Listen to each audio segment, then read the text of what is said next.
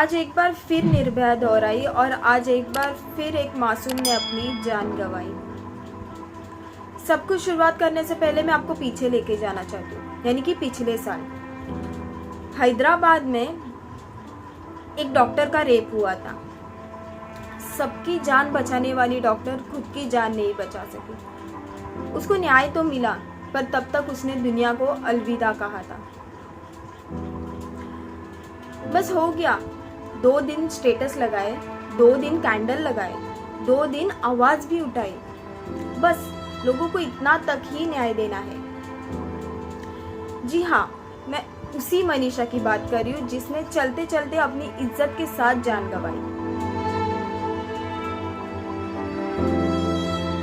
कुछ लोग कहते हैं अपने बेटियों को संस्कार दो। आखिर इतनी नफरत क्यों है? रेप होने के बावजूद भी लड़कियों को ही दोष दिया जाता है। 9 महीने की लड़की जो अभी तक डायपर पहन रही है, उसका रेप हो चुका था और आप कह रहे हो कि लड़कियों को संस्कार दो। तो फिर आप उस 9 महीने की लड़की को भी बोलोगे कि उसको जल्दी पैदा होना चाहिए था। एक 80 साल की औरत जिसका रेप हुआ था, but I am damn sure कि वो औरत को संस्कार जरूर होंगे। संस्कार आखिर क्या है? संस्कार आपके हिसाब से संस्कार क्या है पता है? लड़कियों को सिर्फ और सिर्फ घर में होना चाहिए। नहीं, आप गलत सोच रहे। इसे संस्कार नहीं कहते, इसे लड़कियों को कैद करना कहते हैं। और लड़की अभी बाहर घूम रही है, फ्रीडम में है, वो आपसे सह नहीं हो रहा है। लड़कों से आगे जा रही है, वो आप सह नहीं कर पा रहे हो। आप तो अभी भी पीछे ही हो। दुनिया बहुत आगे बढ़ चुकी है, पर आप अभी भी पीछे ही उसी दुनिया में हो जहाँ पे लड़कियों को कैद किया जाता था। और आप उन्हीं विचारों के साथ पीछे ही रह गए हो और आप खुद को महान समझते हो। आपको पता है उस रेपिस्ट के साथ क्या किया जाता है? बलात्कारियों के साथ उनको पकड़ा जाता है, उनको जेल में रखा जाता है, उनको 2 वक्त की रोटी दी जाती है। उनको रोटी यानी कि उनको खाना परोसा जाता है, वो भी अच्छा खासा। फिर कोर्ट की सुनवाई आती है। कोर्ट जेल से लेके कोर्ट तक उनको अच्छे से सिक्योरिटी के साथ उनको कोर्ट पहुंचाया जाता है। कोर्ट में से उनको फिर से जेल लाया जाता है और फिर खाना खिलाया जाता है।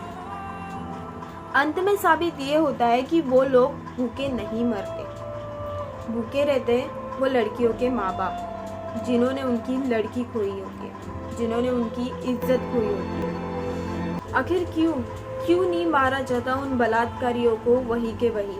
क्यों उनको जेल में लेकर जाके उनको खाना परोसा जाता है और उनको सिक्योरिटी प्रोवाइड की जाती है?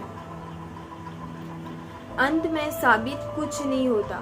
लोग 2 दिन नारे लगाते हैं, कैंडल लगाते हैं, स्टेटस लगाते हैं, बस इतने तक ही। रोना पड़ता है दिन रात उनके माँ बाप को और सहना पड़ता है सिर्फ और सिर्फ उनके माँ बाप को। लोग आते हैं, 2-4 बातें उन लड़कियों को ही सुना कर जाते हैं, उन लड़कियों को ही दोष देते हैं और फिर चले जाते हैं। आखिर में सवाल उठता है फिर से वुमेन सेफ्टी का। फिर चाहे वो अपनी माँ हो, बहन हो, अपनी गर्लफ्रेंड हो या अपनी बीवी हो, वुमेन सेफ्टी का सवाल उठना ही चाहिए और उठाना ही चाहिए। तो मैं आप सबसे विनती करती हूँ, जब तक हमारे देश में कठोर न्याय नहीं आता तब तक आवाज़ उठाना ही चाहिए। हमें ये आवाज़ उठना बंद नहीं होना चाहिए। जब एक कठोर न्याय आएगा तब मनीषा जैसी बहुत सारी लड़कियों को न्याय मिलेगा। सो मैं आपसे रिक्वेस्ट करती हूँ कि प्लीज़ आप आवाज़ उठाना बंद नहीं करो।